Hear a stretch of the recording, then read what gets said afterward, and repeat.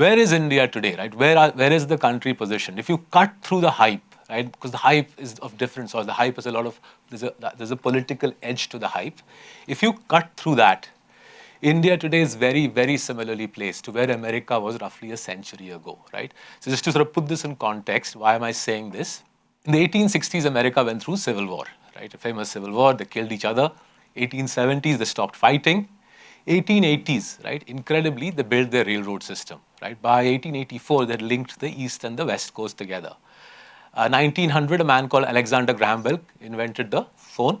So by 1900, these guys had telegraph, right? That also is quite remarkable. 1900, they had telegraph across the country. 1908, the world's first mass-produced motor car came along, the Model T Ford. And naturally, therefore, with a lag of around 20 years, they highwayed the whole country. Or by 1930s, they built their national highway network, right? So those 50 years, roughly 1880 to 1930, they joined up America. They networked the country. And by networking America, they changed the complexion of the economy. They changed the complexion of the country. Specifically, chota companies, local companies got wiped out. And national giants were born, right? You consolidated the economy.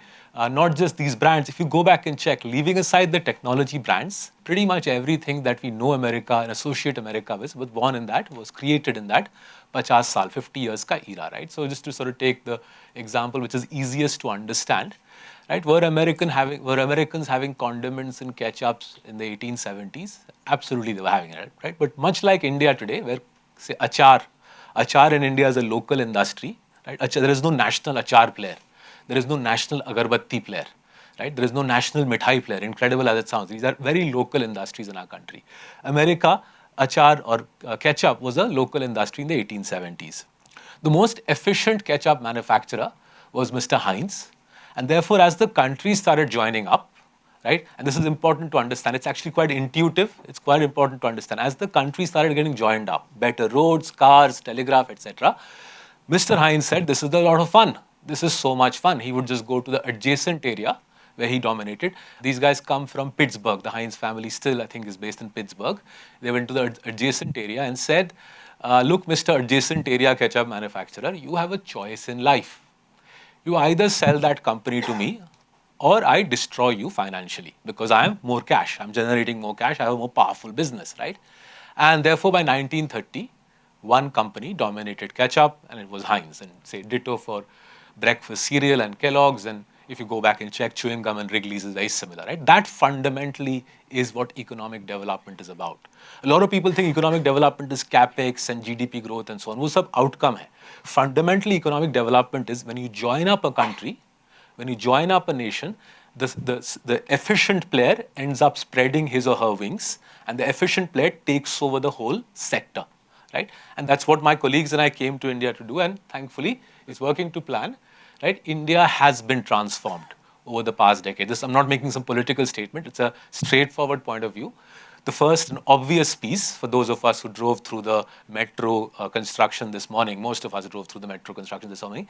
In the last 10 years, we have built twice as much infrastructure as we did in the first 60 years of independence, right? It's a straightforward point. If you double the highway network, you halve commute times, you halve journey times. If a truck travels twice as fast and without any GST blockages, the working capital cycle, the number of days the goods are stuck inside the truck reduces. That's more cash flow, right? So first, an obvious layer of development is you've doubled the physical infrastructure, and this is not going to stop regardless of which government is running which state. Expediting physical infrastructure has become a big priority for our polity.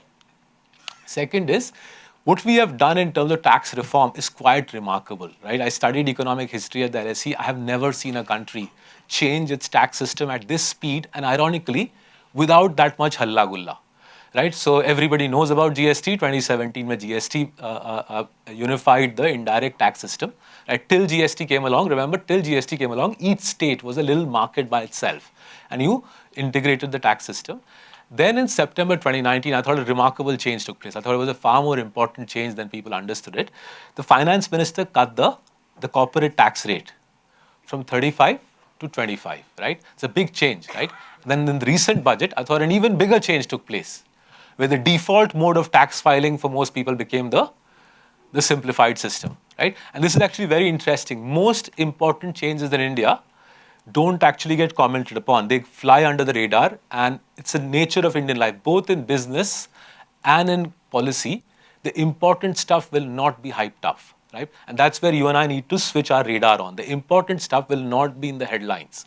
The important stuff will be in the detail, and therefore, in a way, investing in India, if you want to do it our way, is about switching your mind on to understand the subtext, the detail, rather than the big picture. The big picture usually that you'll get on the front pages of papers will be a smoke screen. The real stuff will be happening in the background. The real stuff in the budget was effectively she nudged the country towards a very different income tax system, and I think a better income tax system. The old system of ye exemption, wo exemption is gradually going to become history, right? Let's move forward to banking reform, right? This has been epic, right? Again, it's flown under the radar. Basically, 8 or 9 years ago, our banking system was effectively broken, right? Around $200 to $300 billion had been taken out by power and infra promoters. That money had disappeared. It had broken the banking system. Small businesses found it very difficult to get loans in 2015, 16, I remember. At great cost, your taxpayers' money, our shareholders, our money as shareholders, great cost, the banking system has been repaired. Serious legislative reform has happened in the background. The Insolvency and Bankruptcy Act is a big deal. It's not a joke. It's not perfect, but it's working reasonably well. And in that regard, the fact that courtesy Jan Dhan, the number of bank accounts have trebled in the country is also a big deal, right? On the one hand, the banks have more capital to lend. The borrower fears insolvency because of the Insolvency Act. On the other hand, deposit taking also has to increase, and for that, trebling the number of bank accounts played a big role.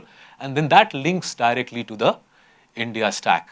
And the link between banking and the India stack is UPI, right? So 14 years ago, Nandan Nilekani quit his job at Infosys to set up Aadhaar, right? He joined the government, set up Aadhaar. By 2015, we had 1.5 billion Indians on Aadhaar. By 2015, those Aadhaar IDs had got mapped to bank accounts.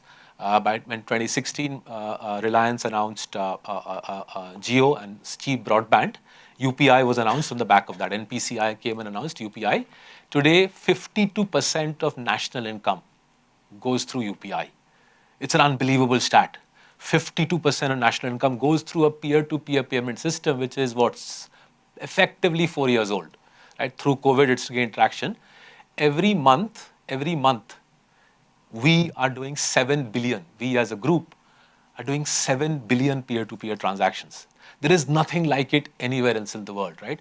This is a game changer at many levels. At some other session, we can get into the details of it. But the crux of what I'm driving at is both from a physical perspective, physical infrastructure, and from a financial and tax perspective, you have slammed the country together. Most small businesses that I meet now think national. Small businesses no longer think that I'm operating in Mahalakshmi, so my client base is Mahalakshmi. That I'm operating in Bombay, my client base is Bombay. And because small businesses think national, and because obviously larger businesses are going national, it's changing the nature of competitive advantage in India. The way you and I need to think about competitive advantage is fundamentally changed.